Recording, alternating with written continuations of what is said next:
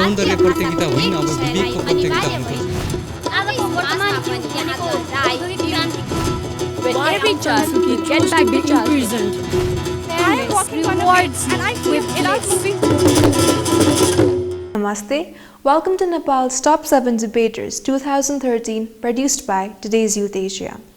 In today's episode, we are featuring the journey of the winners of Nepal's Top 7 Debaters 2013 English language from the audition round to the final round.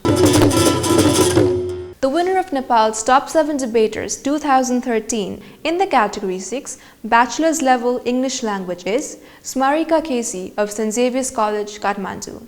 This is her journey from the audition round to the final round. Marijuana should be legalized to reduce crime and substance abuse. Crime, violence, and drug use go hand in hand.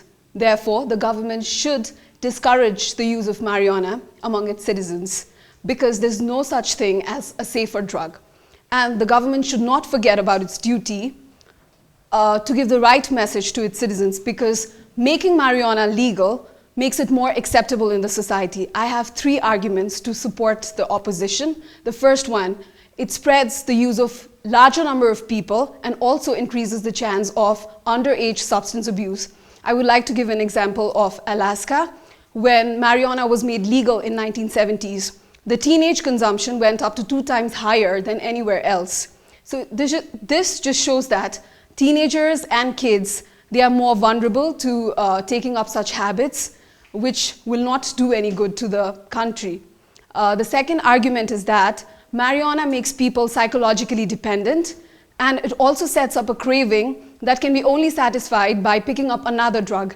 So you cannot promise to be sober and drug-free by using marijuana. It just makes you go on and on with other drugs. And in this way, the illegal trade of heroin and cocaine would not be stopped. And also, black markets would still continue. The third argument is that making marijuana legal would also increase stoned driving, crimes, and other damages. Because when you're driving high, there is less chances of being detected, unlike drunk driving. So under the influence of marijuana, you can be involved in more other crimes like rape, robbery, even unsafe sex. So I strongly oppose that marijuana should be legalized in any country. Thank you. The opponent talked about quitting marijuana just like that. But that's not true. It's just a myth, because it makes you very much psychologically dependent to it, and it also has dangerous withdrawal symptoms, physically as well as mentally. And they also talked about marijuana and its medical purposes. But how can we ignore its bad impact on reproduction, pregnancy, and also interference in cognitive functioning? So the state should not legalize marijuana. Thank you. Artificial intelligence will surpass human intelligence. Human intelligence is full of unlimited possibilities and power. That's why I would like to say that we have our own distinct benefits over technologies, because it's not just the logical reasoning and rationality that we have. We also have emotion and intuition. And technological accuracy can never surpass human intuition. I'd like to give an example of automatic airplanes, which can operate without a pilot. But supposing if there is a need of a crash landing, then only a human brain will be able to try to find out possible solutions. In that case, we can say that a machine has a borrowed intellect. It cannot function as efficiently as a human brain. The other argument that I'd like to present is that no creation, however big or grand, can ever supersede its creator. It is the human brain which created that machine or that technology. And the output can't be greater than the input. All original ideas were set by the human mind. So that's more important when we're talking about surpassing human intelligence, because human mind invented those machines or those technologies. And the third point I would like to focus on is that technologies are just as smart as human beings. The smarter the humans are, the faster technology grows. And the main purpose of making these technologies was to assist humanity, was to make lives more better. That's why they cannot ever surpass or overtake humans who invented it. With this, I'm glad to oppose. Thank you. I think your content was very well. I could really understand you very clearly. Argument, you put very good points. I could see that you had done your homework very well. You had done your research, You were very serious on doing this, debate. And then presentation and fluency, I would like to say that I was very impressed. Yeah. Thank you, ma'am. The opponent's team talked about huge storage of information, massive data that a computer can perform. But can that surpass human intelligence? I would say no, because there's something more than logical reasoning. It's human intuition, because problem solving is something innate and intuitive in human beings. And that is where the difference lies between computers, machines, and human beings. Human beings are more capable and superior in that case. They also talked about biological brain and also talked about emotions and pain generated in machines. But there are certain things that require human touch, emotions that only humans can feel, things that only human can exceed in doing, not machines. Therefore, I would say that human intelligence will not be surpassed by any machines. Thank you very much. We're taking SMARIKA. So Pratishtha, Mallika, Anamika, and SMARIKA will be seeing you in the semi-final rounds, and 2 of you will make it to the final. So it's a very tough competition. Okay, all the best. In the pretext of restoration, antiques of temples are replaced. It's very important for us to understand that replacements during restoration are done, not just for the sake of material intervention, but values are transmitted and generated out of it. We Nepalese share a special bond with our temples, not only for worshipping, but then they lead to an ever-increased contemplation, understanding of our history, and enjoyment for both local people as well as the visitors. So if antiques break or wear out due to the time factor, they are replaced as a matter of fact. As the Earth's climate patterns change, so do the environmental conditions governing these temples change. The bad impact of temperature, light, bodily humidity, vegetational and fungus growth, microbiological agents such as insects, and in cases of Nepal, even monkeys, earthquakes, acid rain have all given rise to a deplorable state of the temples. I would like to tell my opponents that by replacements, it's not about putting up anything bizarre and awful that would falsify the historical evidence.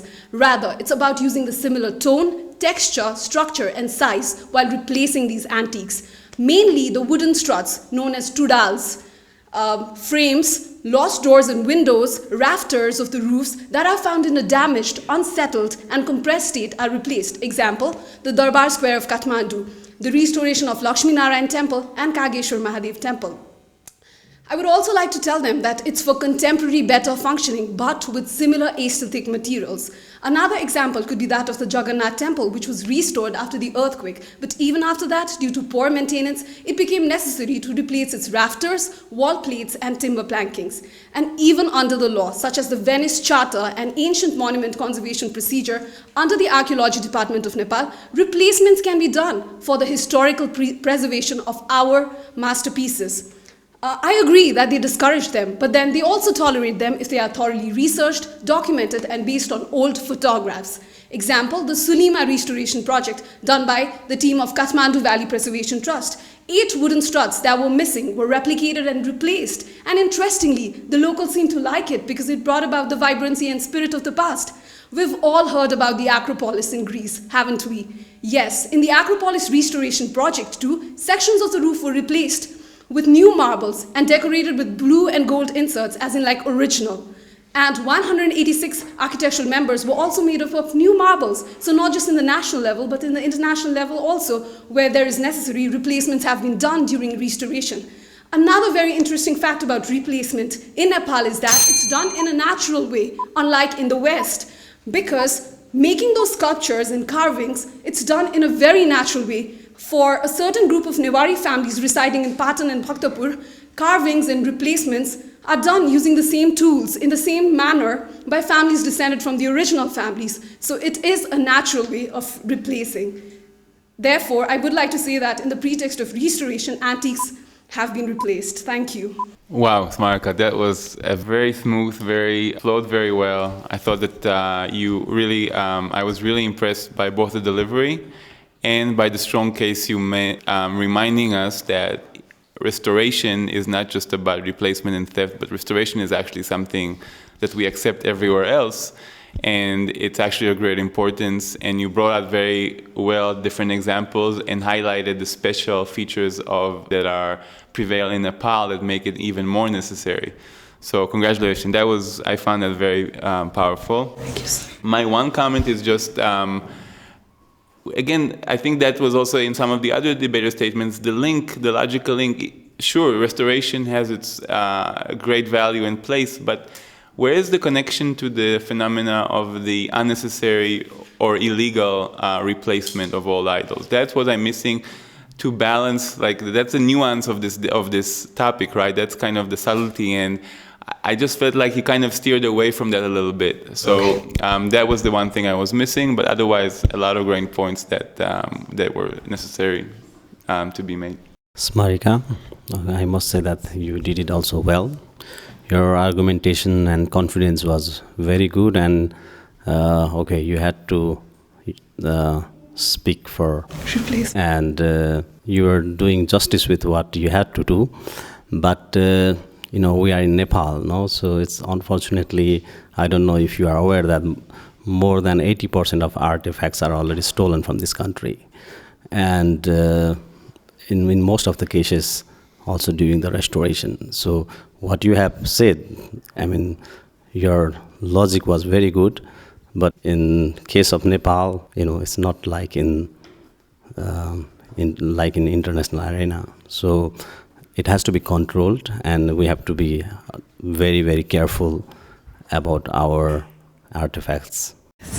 Well done, congratulations. Thank you, sir. SMARIKA, I'm glad we didn't lose you for the semi-final. And today was definitely your best performance. I would say this is one of the best performances in this category, besides Pratishta's last in the previous round. You were very clever with the topic, which I liked about it, is you gave a positive turn to the word replacement, because as we understand by the sentence, it basically means stolen, but then you kept the word replaced as it is, and you did a good justice to the topic, and that's where I admire your smartness with today's debate. But as the previous judges said, that to balance that, because we all know the fact also. So if we didn't have the expert judges, then probably we could have just got along with it. But there could have been maybe 20-30% of content based on what the negative aspects of restorations are. However, your research data are very good today. They're very well placed. And there was a very nice flow in your presentation today, which you had a lot of interruptions in the last time. So that's a very good improvement, and I congratulate you for that. Thank you.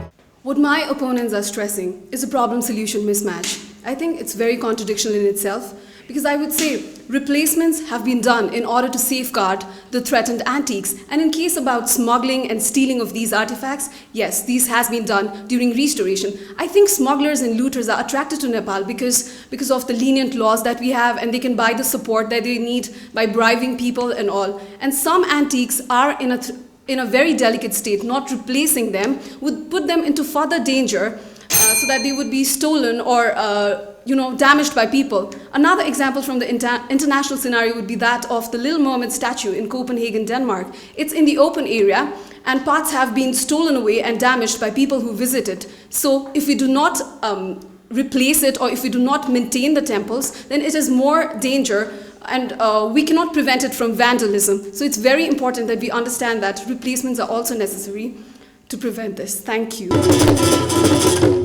Today, SMARIKA did very well, surprisingly. Like, she pulled up compared to the past, and I think that's where you got positioned as third.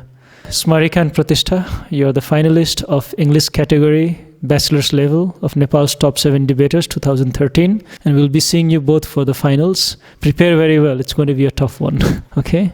Nepal should focus on Asia for economic prospects rather than relying on the West. The larger benefits to the country's economy is the most important thing for us to understand while debating about this topic. My first argument is that Nepal gets more incentives if it focuses on Asia, as Asia's economy is booming.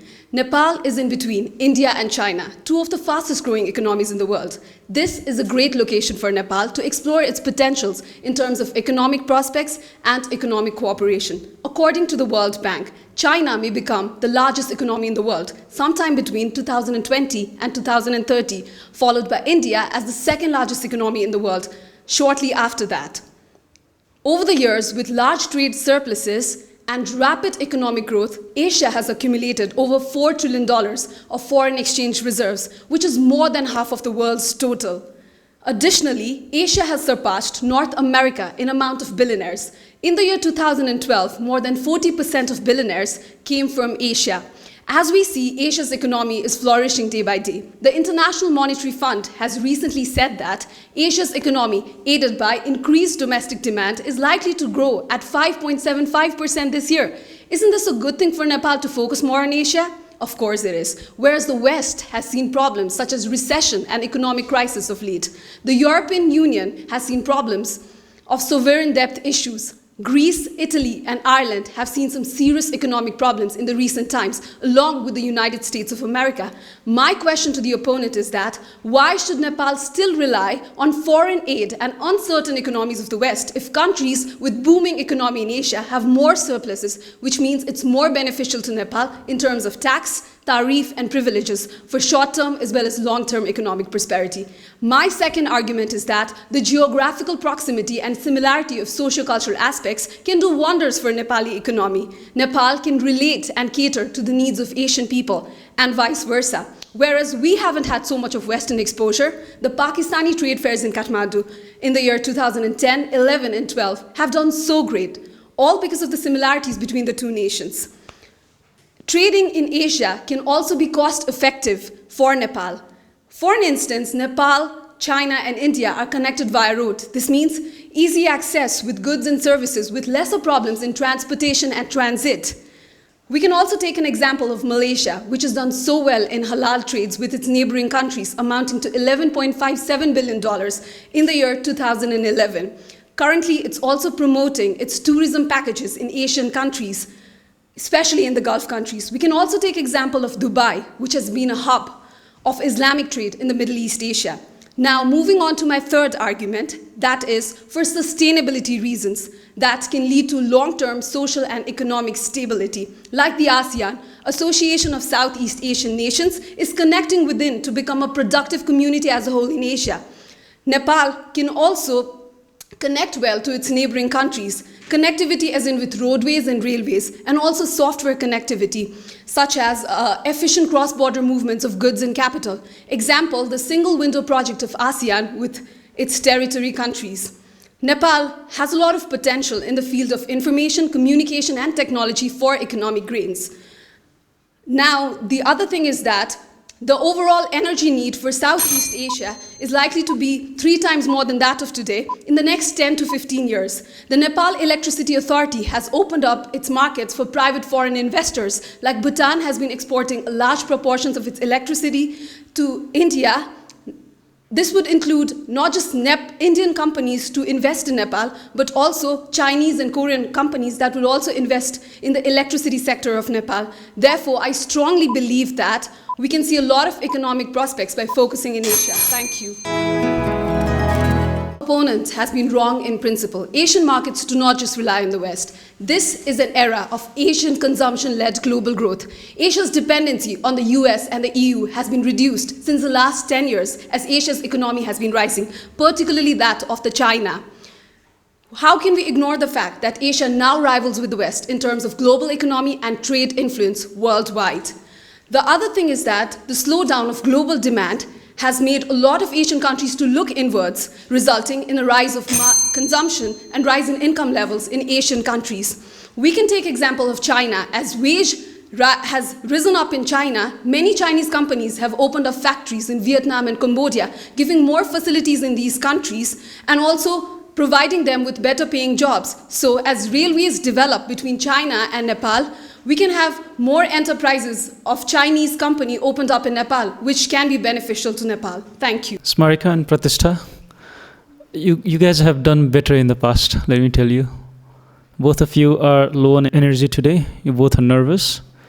And you've got to the finals with a lot of confidence, with a lot of vigor, and better argumentations and contents than today. So I hope after the break you pick up on that. You both have done good research. There's no doubt about that. However, your topic suggests that an umbrella research is not going to help. You have to get deep down into the data specifics, as what are the economic zones and products? What are we discussing about when we are talking about the economic growth? What in specific? Just having some university affiliations or hopes that India and China will rise someday and we will benefit out of it is not going to help here in this argumentation. What are the exports and imports that Nepal is benefiting from or can benefit from? The foreign direct investments have to come into the picture when you're going to debate this topic. You have to compare the East and the West when you argue.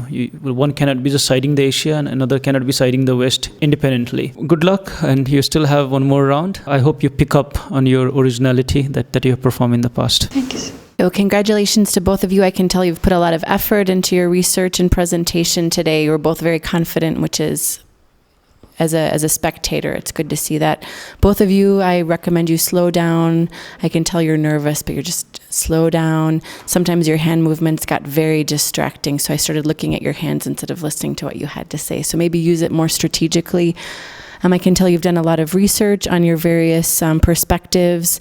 I agree with Santosh. Be careful with your argumentation. Be more specific. And when you give examples, make sure you cite your statistics. If you're saying the economy increased by 12%, you need, I believe, SMARIKA a few times cited hers with the IMF, but not with every statistic. So be consistent with that, because then your audience will have more confidence in what you have to say. SMARIKA, you had a very good structured argument.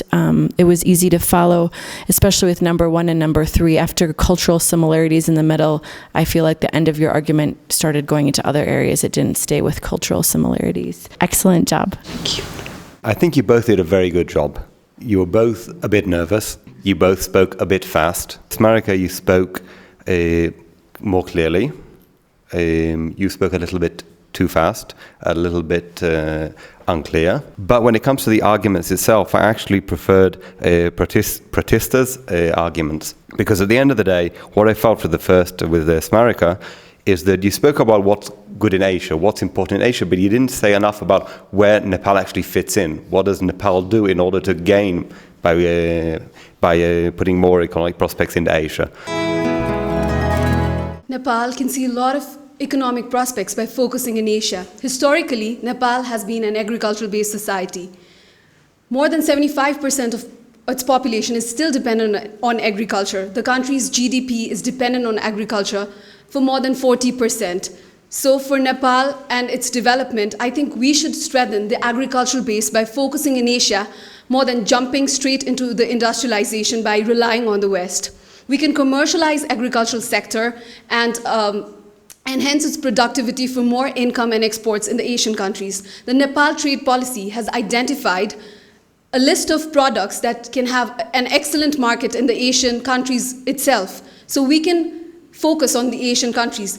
We can also focus on education and health sector for economic prospects in Asia. My opponent talked about affiliations of universities from the West, but learning Buddhism at Lumbini or the near vicinity can be very appealing to any learner of Buddhist philosophy. Also, the health sector, that is the traditional Ayurvedic health, can also have a great scope in Asia. The other thing is that this will also complement the tourism sector, as the 10th plan of Nepal focuses more on intra-regional tourism. We can also promote more political stability by focusing in Asia. For an example, we are indeed having so much of ties between India and China. If India and China cuts off its supplies and trade routes, then, at the worst cases, Nepal could be starved to death. One evident example was in the year 1989, when we had trade disputes in India. At that time, our GDP had a negative growth. So this is evident, my dear friends. Therefore, for economic growth, I think we should definitely focus more on Asia. Thank you. I would say that the West has a kind of self-interest while dealing with Asia. How can we forget the zero tariff regime of International Monetary Fund, which has brought about the stagnation of agricultural industries in the developing world? It has made Nepali farmers to lower the prices of goods in the international market due to minute tariffs. So, in order to bring about an economic development and mutual trust and understanding between the Asian countries, it's definitely important for Nepal to explore its economic prospects in Asia. Ladies and gentlemen, Nepal needs to be very strategic in its dealings in this highly uncertain moments of humanity. So for an economically sustainable Nepal in the long run, which is more politically stable and also inclusive in growth, we should definitely emphasize more in Asia. Thank you. SMARIKA, it was definitely a lot better than the first round. You took the comments which were given and put them into practice. You spoke slower, you spoke more clearly, and your arguments were very good. You also reacted to the arguments which were brought up in the previous round, and I'm guessing because you prepared, it takes a switch in the mind in order to change what you'd already prepared before to suit what was actually said in the first round. So I think all in all you did very well. The last argument which you spoke about problems with the two neighbors actually felt like an argument which she should be making, not you. But other than that, I think it was all very good. I like how you both opened the second rebuttal round with very clear examples, very catchy, and I wanted to hear more. I wanted both of you to refer more to each other's arguments more directly. I felt sometimes that you were both talking about different issues but not engaging each other directly. And so I would encourage that in future debates to engage each other more directly. SMARIKA, I really liked how you gave concrete examples focusing on Nepal, agriculture, health, tourism, politics. Pratisha, I thought you had more details in your argumentation. So I think you both did a great job. SMARIKA, if you could just, when you end, just end a little bit more confidently instead of trailing off. Excellent, both of you, thank you. You both did much better in the second round. Better data, detailed argumentation. SMARIKA, statements like starve to death because India and China will sanction contradicts your own saying that 75% of Nepalese population rely on agriculture. So, I mean, maybe we will not have fuel or other stuff, but I think food-wise we should be fine. You both have done very well. While the judges are finalizing their marks, we are all eagerly waiting for the announcement of the winner of the bachelor's level English category. Congratulations, it's official. SMARIKA Casey of St. Xavier's College has been declared the winner of Nepal's Top 7 Debaters 2013 English category of bachelor's level. With this, we have come to the end of today's program. We will be back soon with Nepal's Top 7 Debaters 2014. If you are a student studying between grade 7 to bachelor's level, you can apply for Nepal's Top 7 Debaters 2014. The application submissions are now open. You can call the TYA office at 4257-250 or email us at utya@gmail.com. Till then, namaste.